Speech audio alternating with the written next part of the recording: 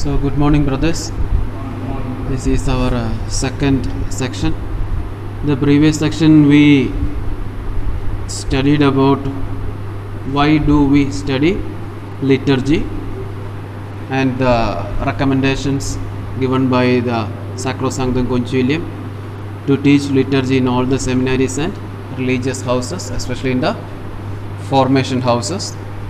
Then the main two themes that the core of our theological studies, the mystery of Christ and the history of salvation. Then we went through the reasons why do we study liturgy, to understand the priestly office of Christ, how it is presented to the people, how it is celebrated in the church, and how the priestly office of Christ is celebrated in the church. So these some of the reasons why to understand this we study liturgy. Then we saw the development of the term liturgy, its civil understanding.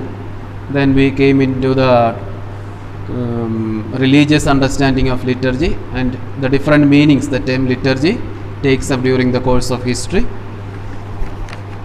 Then we came into the common elements of liturgy. We saw that there are three common elements: the rituals, the prayers, and the community. And that was the end of the class. Okay, so today we will be dealing with liturgy, its divine and human nature, or it's the divinely instituted. Liturgy is divinely instituted and liturgy is also a human work. Two headings. Then the biblical usage of the term liturgy both in Old Testament and New Testament. Then the relationship of Old Testament and New Testament liturgy. We will just go through it. So last class we said that liturgy is a work of God. It is a work of man, where our prayers are answered and God communicates with us. And as a human work, God allows us to, as a divine work, God allows us to take part in the grace, and slowly through the liturgy we attain our salvation. So we will continue with that. Liturgy is not a humanly invented work of art. So it is not just some people came together and made the liturgy, but it is not something at all but someone. It is the liturgy, actually it is divinely instituted. God is the author of liturgy.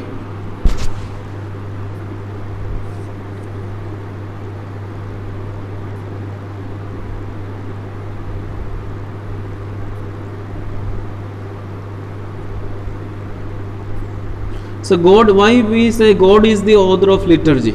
Because it is not something that we encounter, but in the liturgy we encounter somebody, we encounter a person.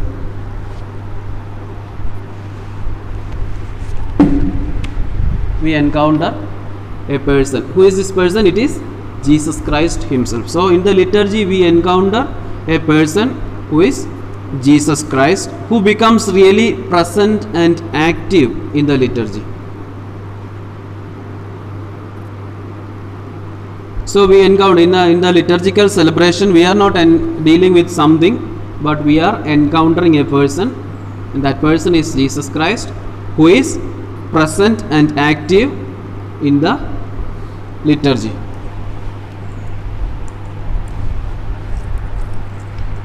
So it is this mystery, so the mystery of Christ, that the church proclaims and celebrates in her liturgical celebrations. In all the liturgical celebrations, the church proclaims and celebrates the presence of Christ.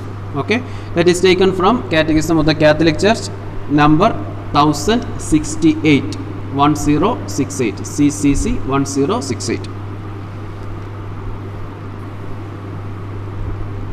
And the person Jesus Christ is not dead but alive. He is not just the object of our thoughts and symbols, He is actually present in the sacraments and does things to us. So Jesus Christ is a person that we encounter in our liturgical celebrations, and the church proclaims and celebrates his presence in the liturgical celebrations. And Jesus is not dead, he is alive. So liturgical celebration is not a memory of somebody who dead and gone, but it is a proclamation and celebration of Jesus who is alive, active and present. But he said that do this in memory. We use the word memory Yeah. to present the dead person or something. Do this in memory means he is present with us. So he is that memory what we celebrate is the passion, death and resurrection, all the salvation actions that Jesus did, not the person's memory. When we use the memory, that it represent the past. The past salvific actions that Jesus did for us, that is the memory that we celebrate, not the person's memory. When we in a usual sense, when we say memory, we remember somebody who is dead and gone, but in the liturgical celebrations the memory we celebrate is the salvific act or the sacrifice that Jesus has done for us, not the person who is dead and gone, because Jesus is still alive, present and active in the liturgical celebration of the church. Clear? Yeah. The church celebrates in the liturgy above all the Paschal mystery, that is Christ's death and resurrection. So in the liturgy the church celebrates or remembers the Paschal act, that means the incarnation, the death and the resurrection of Jesus.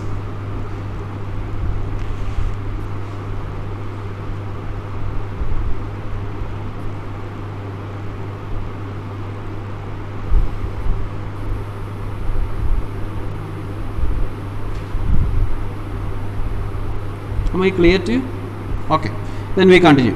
He is actually present in the sacraments and does things to us.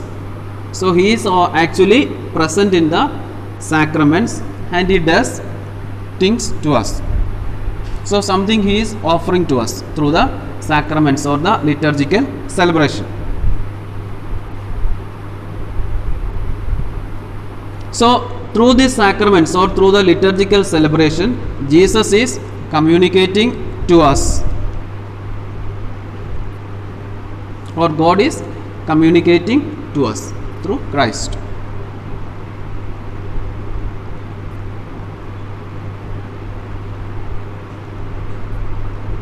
And what Jesus offers to us through the sacraments or through the liturgical celebrations, God offers us salvation.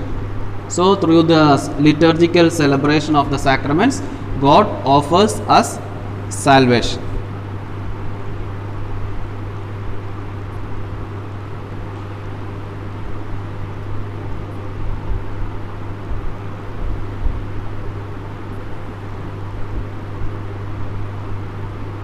And how this salvation is attained? Through the Paschal mystery, that is death and resurrection of Christ. The salvation is accomplished through the death and resurrection of Christ.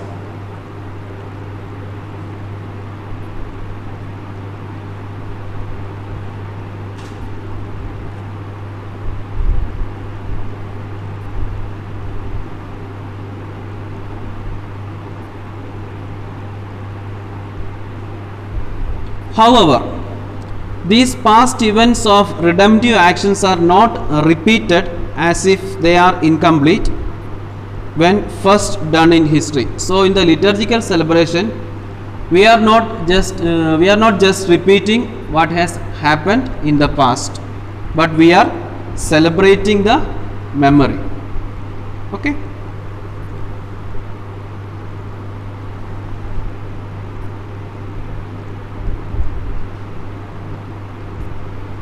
So on the cross, Jesus said, "It is finished." So in the last words of Jesus, we read John 19:30. We read, "It is finished." So the redemptive actions, the redemptive actions that was done by Christ is complete in itself, and we are not just repeating it as if it is incomplete in the history, but we are celebrating it in the liturgical celebrations and through the sacraments.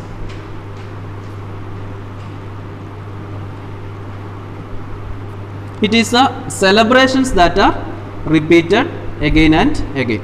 Am I clear? You get the reference from CCC 1104. If you want the reference, CCC 1104.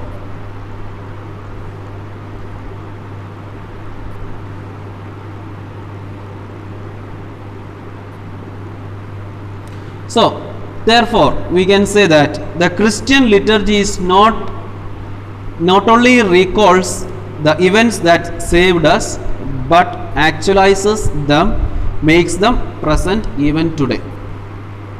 So by the liturgical celebration, we are not just remembering what has happened in the past, but it is actualized even today in the church.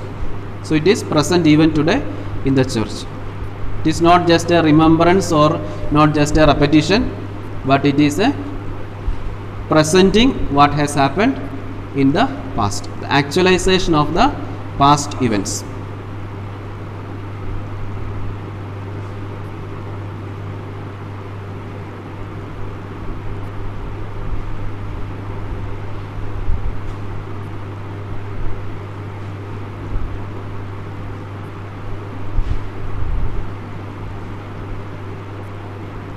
So we got forward.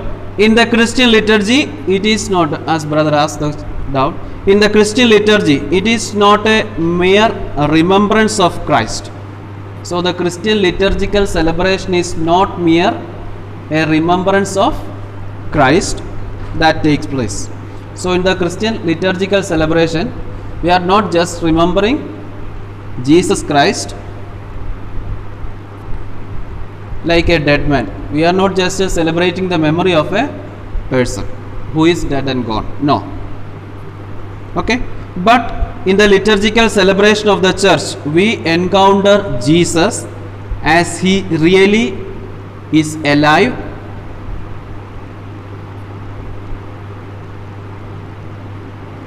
as he really is alive,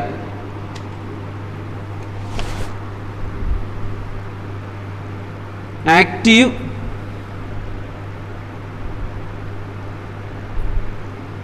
and continues the redemptive action through the church.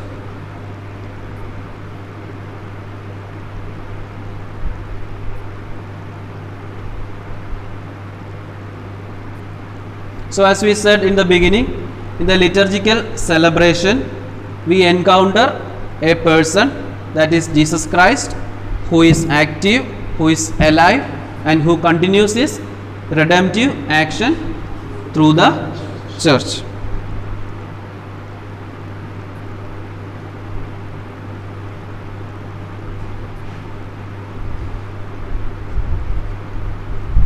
So the real essence of liturgy, real essence, the core of liturgy is the actual work done by God's grace in Christ.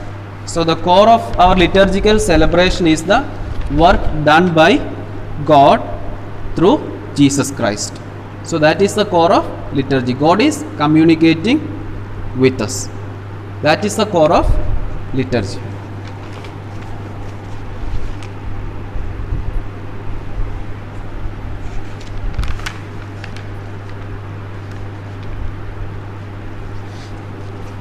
So therefore, liturgy is not limited with the humanly invented ceremonies. It is not just the outward ceremonies we call liturgy. No, liturgy includes the divine action that takes place in the celebration through Christ. Something done by God the Father through Christ in the celebration. That is the core of our liturgical celebration. So very often when we say liturgy, immediately our attention goes to all the outward ceremonies, symbols, actions, words, all these things. So actually the core of liturgy or the core of liturgical celebration is the divine action done in the liturgical celebration, that is God the Father communicates with us through Christ our Lord.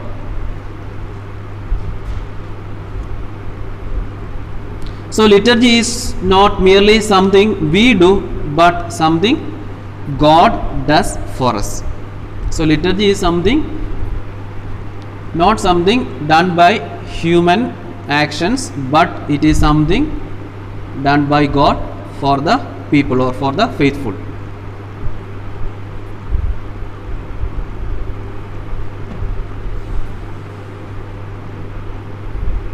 And what is the divine action that takes place in the liturgical celebration?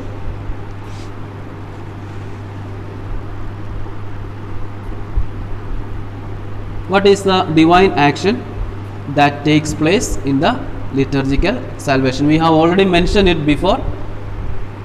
Through the liturgical celebration, God offers us salvation. So in the same way, in the liturgical, the divine action that takes place in the liturgical celebration is God saves us.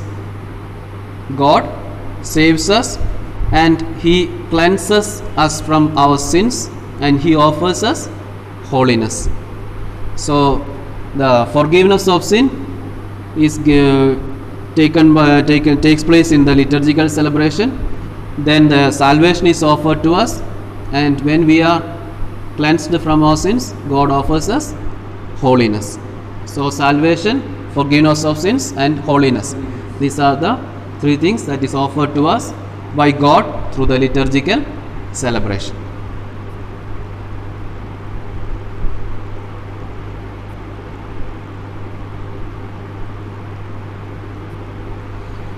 So when we say that God does the liturgy, or in the liturgy the core is the divine action, our redemptive action is very much expressed not only by all the sacraments, but especially in the sacrament of the Holy Eucharist. Very explicitly our redemptive action or the redemptive action of God is very clearly or very explicitly expressed through the sacrifice of the Holy Eucharist. Among all other liturgical celebrations, the Holy Eucharistic celebration expresses very clearly the redemptive act of God.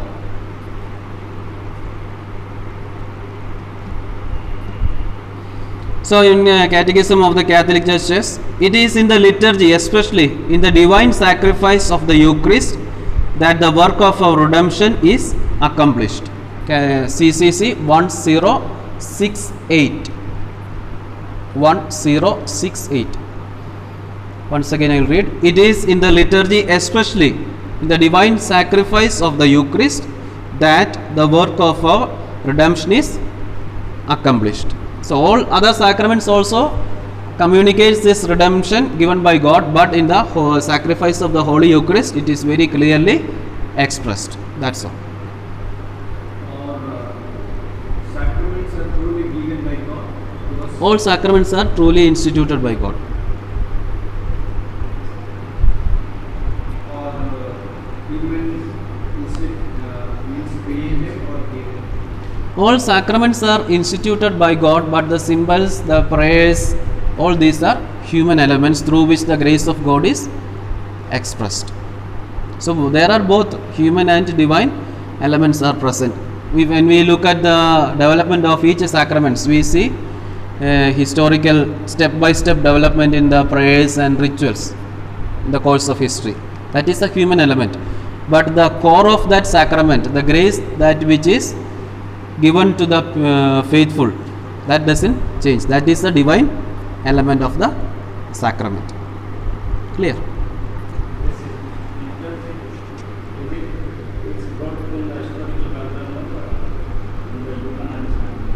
What, brother?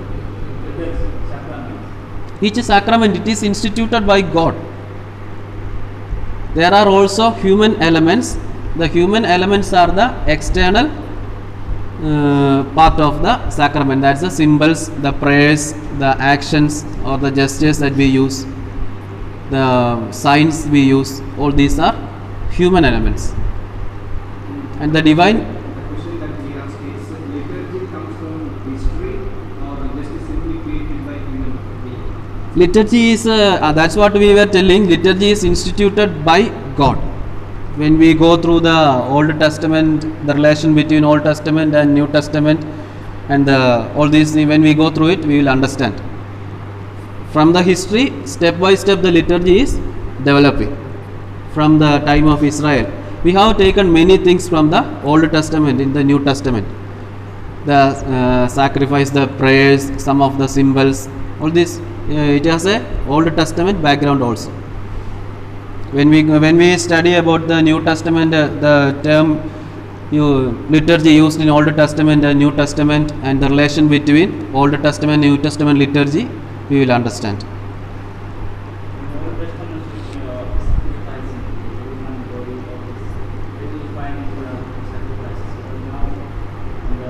In the Old Testament, we don't see any human sacrifice.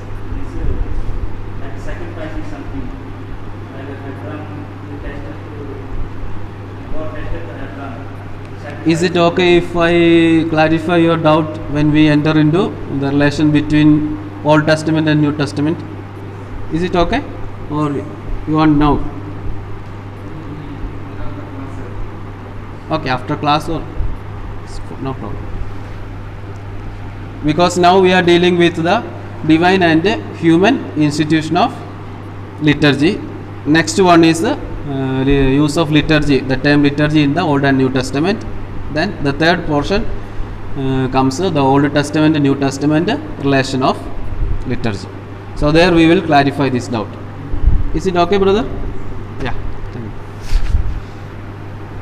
Then it is in the liturgy, especially in the divine sacrament. We have already told that in the divine sacrament, sacrifice of the Eucharist, the redemptive act is very much expressed comparing to all other sacraments. That doesn't mean that other sacraments did not express the redemptive action, but in an explicit way, the sacrifice of the Eucharist proclaims the redemptive act. Okay. And we see in the Catechism of the Catholic Church, we read this. It is in the liturgy, especially in the divine sacrifice of the Eucharist, that the work of our redemption is accomplished. Catechism of the Catholic Church, number 1068. And here we see that the term accomplished here denotes the redemptive work is actually done and not just symbolized. So when we offer the Holy Eucharist, the redemptive action is accomplished there, that is actually done. It is not, the Holy Eucharistic celebration is not just a symbolism of what has happened in the past, but it is actualized there again. Okay. Because a sacrament actually effects what it signifies.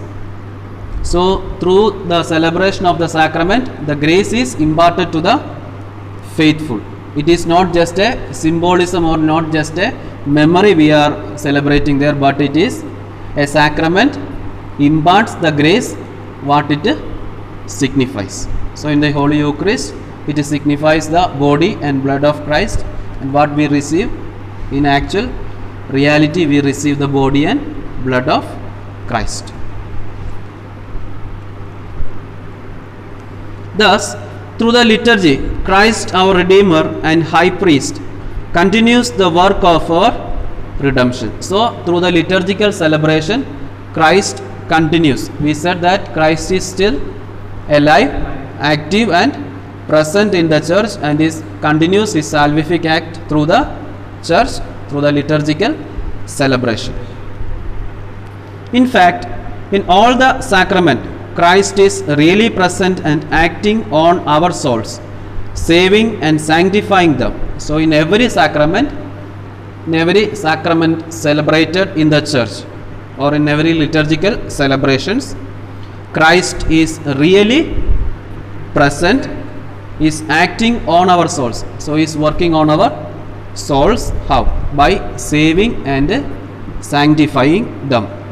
So Jesus Christ is present in the church, and he is present in the sacrament, celebration of the sacraments, and through this celebration of the sacraments, he sanctifies and saves our souls through the means of material signs.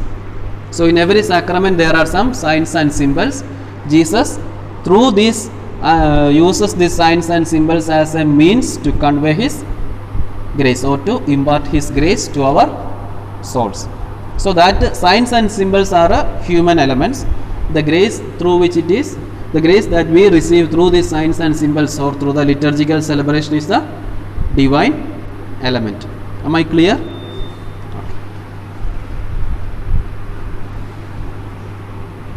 And thus in reality, in a liturgical celebration, all three persons of the Trinity are present. So in a liturgical celebration, all three persons of the Trinity are present.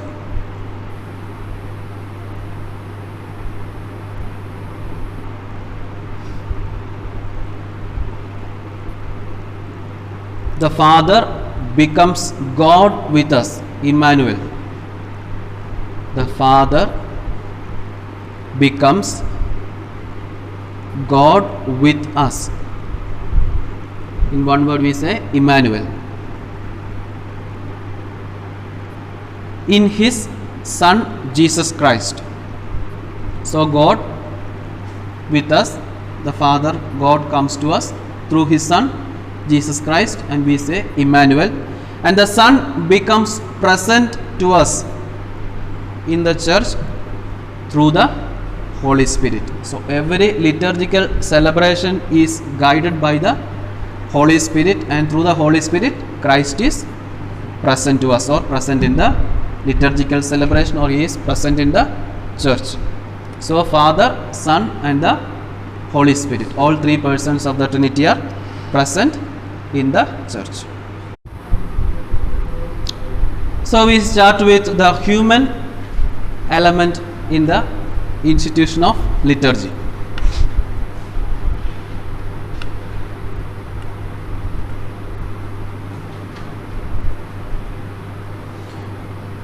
In the beginning we said that liturgy is the work of God, and at the same time now we speak about the human element. It is also a work of man. Liturgy is the work of God, and at the same time it is also a work of man. When we say that it is a work of some human elements are present in it, when we say that it is a work of man, it doesn't mean that we are adding something to the God's work. Am I clear? We are not adding something to God's work, because what God does is complete in itself. So there is nothing to be added to it. Because on the cross Jesus said it is accomplished, it is complete, it is finished. So there is nothing to be added to it. Then what is the meaning? Liturgy is also work of man. So when we say liturgy is also the work of man, it denotes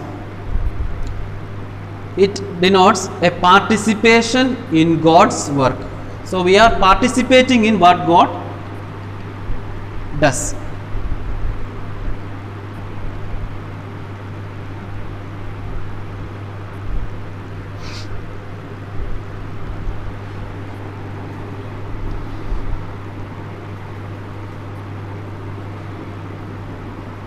Am I clear to you?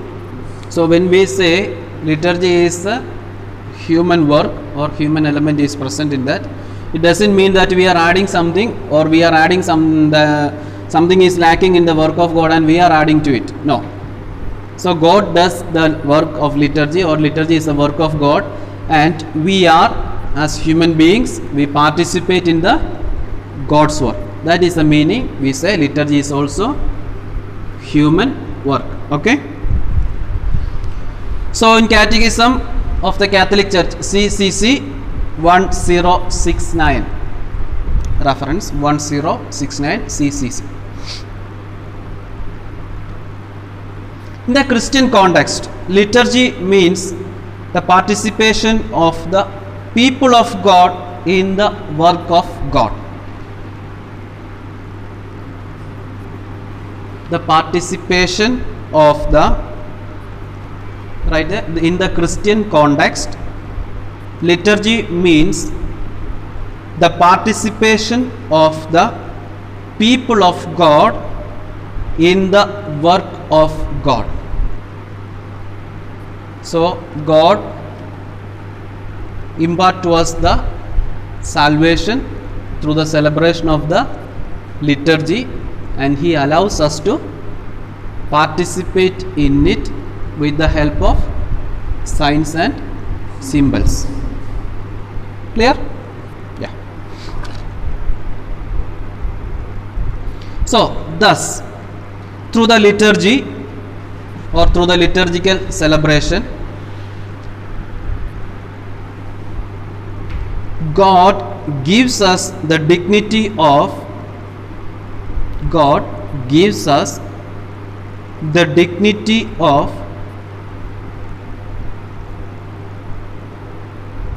sharing in His own work, sharing in His own work, which is the work of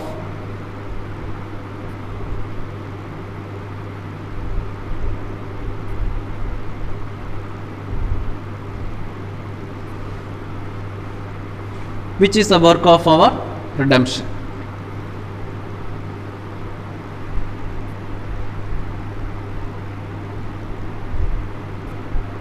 So through the liturgy, God gives us a dignity. What is a dignity? We are participating in God's work, and this work is the work of our redemption done by God. So through the liturgical celebration, we together with God take parts in the redemptive action. So we know what is this, we already told in the beginning, the participation, God communicates with us and we respond to God. These are the two aspects. Okay. Liturgy, therefore we continue. Liturgy is a work of God and man. Liturgy is a work of God and man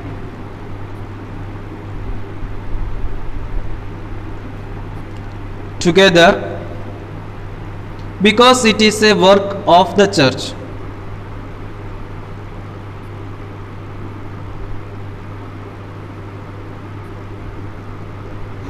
It is the work of the church.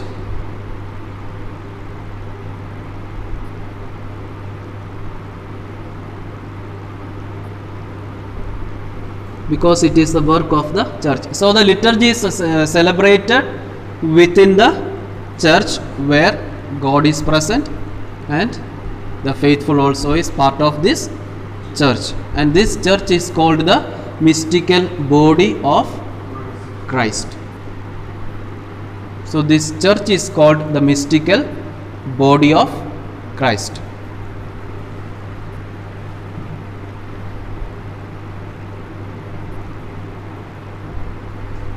It is called the mystical body of Christ, who is God and man at the same time. So once again I will read. Liturgy is a work of God and man together, because it is the work of the church, the mystical body of Christ, who is God and man at the same time.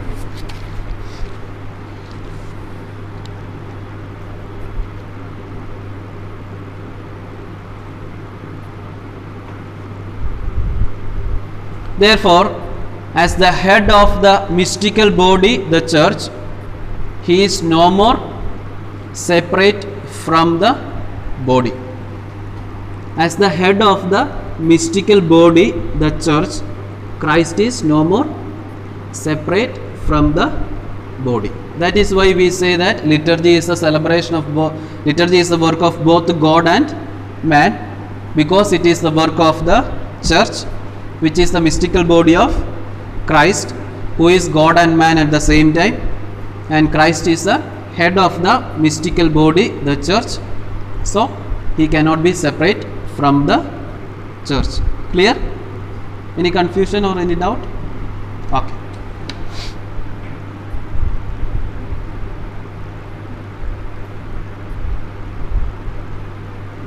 So, in the liturgy, full public worship is performed by the mystical body of Jesus Christ. So, in the church, the liturgy is celebrated by the mystical body of Christ. Who celebrates the liturgy? The church, which is the mystical body of Christ. And this mystical body includes Jesus Christ, the head, and the faithful or the people of God. So in the liturgy is celebrated by the mystical body, where Jesus Christ is the head and the people of God as the body. So it is the celebration of the church, the mystical body, that Jesus is the head and the people of God.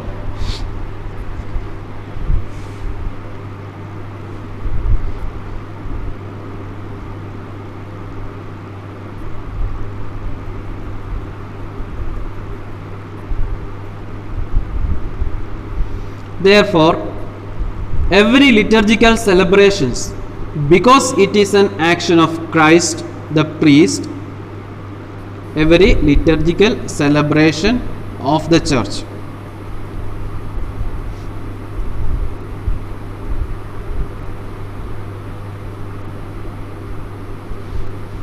is celebrated by Christ the priest and of his body, which is the church.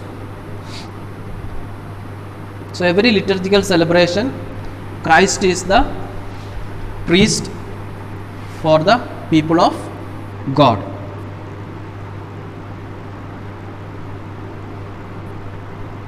Because he is the head of the church, the mystical body, that is the people of God.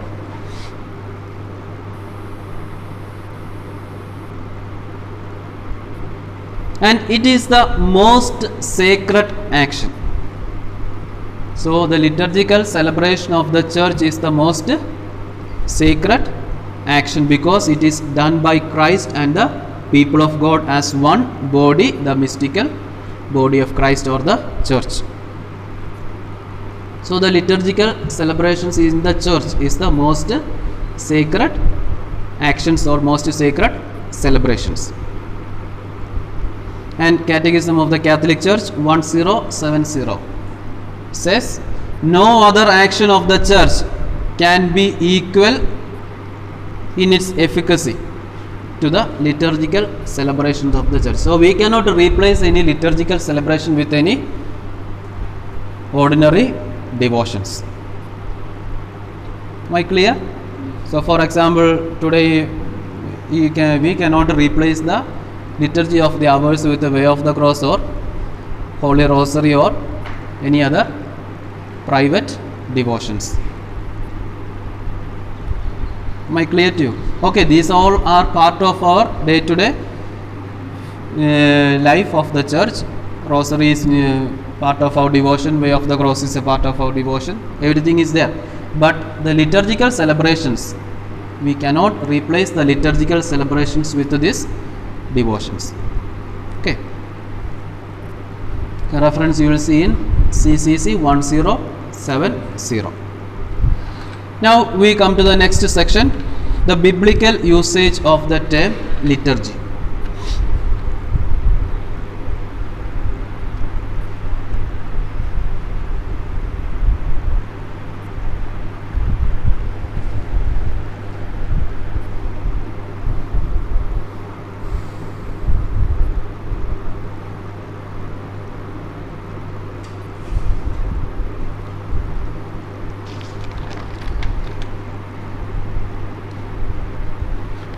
So as we had said before, the term liturgia originated in Egypt in the 2nd century. Okay. Then later on, the Hebrew culture and the Greek culture met each other in Egypt. And in Egypt, the Septuagint version of the Old Testament was made. The Septuagint or the Greek version of the Old Testament was made in Egypt, and we see the use of the term liturgia in this Septuagint version of the Old Testament. Clear? So the word liturgia comes into the biblical or comes into the scriptures during the time of the making of the Septuagint version of the Old Testament in Egypt. The Septuagint employs the term liturgia as many as 170 times. 170. We see the term liturgia in the Septuagint 170 times to denote the Levitic cult. We know in the Old Testament the Levites were appointed as the priests in the temple. So they were taking care of all the sacrifices and other rituals in the temple, and this term was used in the Septuagint version of the Old Testament to denote their ritual practices done by the Levite priest. Any doubt? Septuagint is the Greek version of the Old Testament.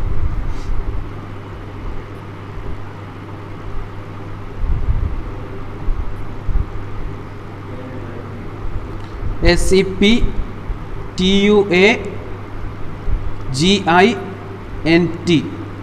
Septuagint. SEPTUAGINT.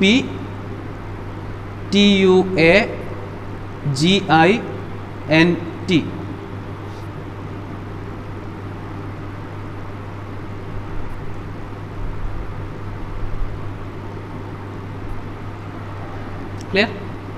So in that version, the Greek version, in that we see 170 times the term or the word liturgia, which denotes the Levitic cult.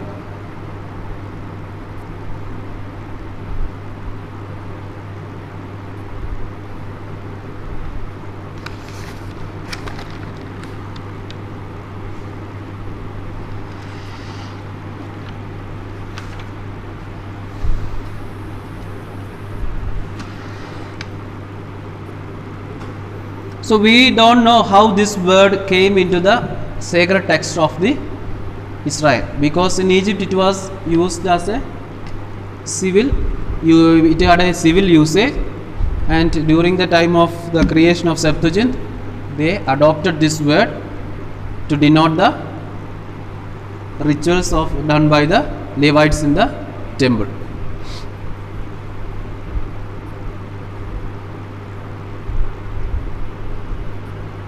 The historian says that, as we have seen before, the term liturgia meant official function held by society's nobility. So in the beginning we said that liturgia is something done for the people by somebody, either because of obligation or freely or because of to attain glory.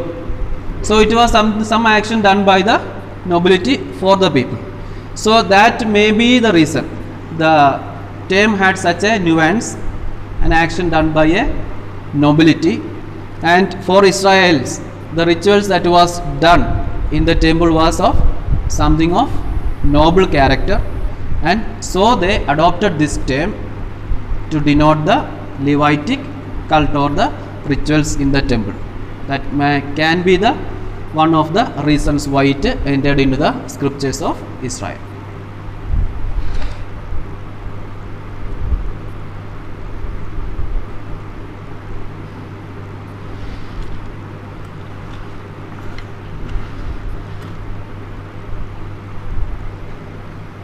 So the two Hebrew terms, Sheret, S-H-E-R-E-T,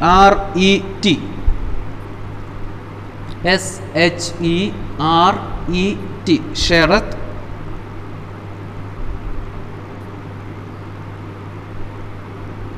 and Abhad, A-B-A-D, Abhad, A-B-A-D, A-B-A-D, Abad. Both signified service under various aspects. So this was the two terms used in the Hebrew text for service. Sheret and Abad. These are the two terms used in the Hebrew text to denote service under different circumstances.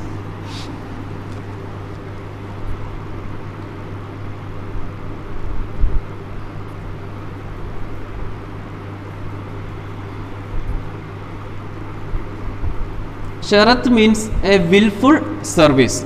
Sheret, S-H-E-R-E-T. Sheret means willful service. So I am freely doing something for somebody. That is a willful service. Abad is a service of a slave. It is a forceful service. I am forced to do something. Service of a slave.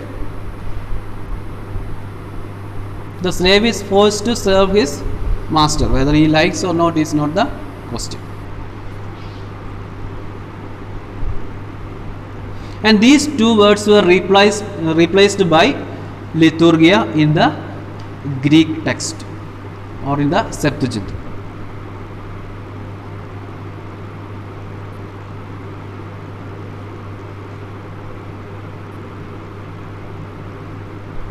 So when the translation took place, these two terms were replaced by the term liturgia in the Septuagint.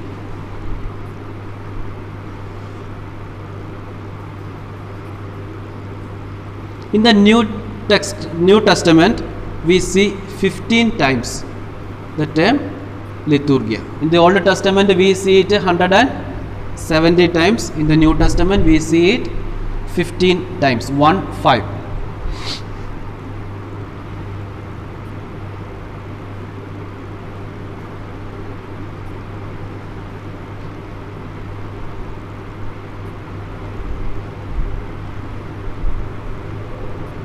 Some of the examples we will see.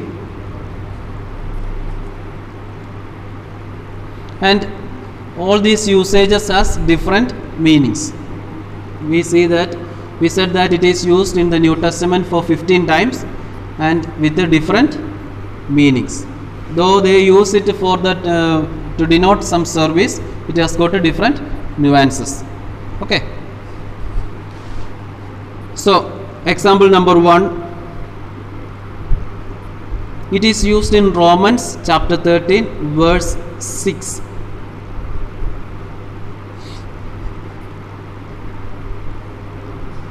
Romans chapter 13 verse 6, which speaks about our duty to the state. Paul is advising the faithful what belongs you, how to be faithful, or how to fulfill your obligations to the state. There he uses the word liturgia, the service to the state. Okay, that is an obligatory service.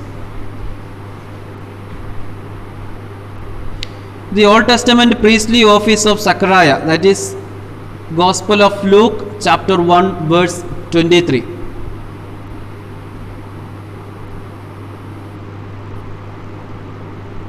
When in the Gospel we speak about Zechariah got the lot for offering incense inside the Holy of Holies. So when the Gospel speaks about his service on the altar as a priest, there also the writer of the Gospel uses the term liturgia. Luke chapter 1 verse 23.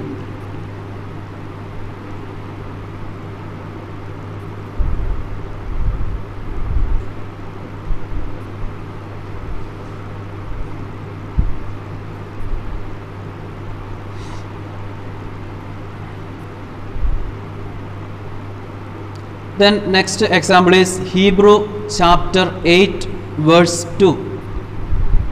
Letter to the Hebrews chapter 8 verse 2.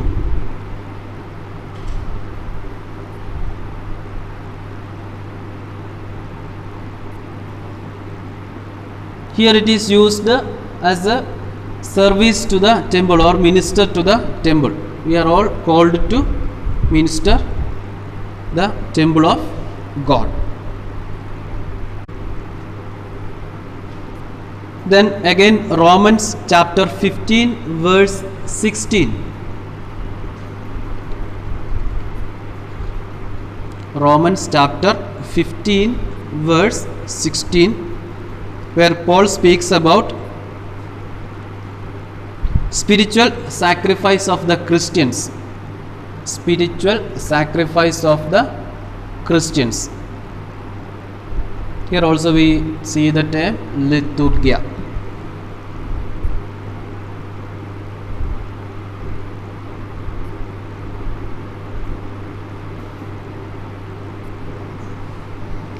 And last one is Acts 13:2. Acts of the Apostles chapter 13 verse 2.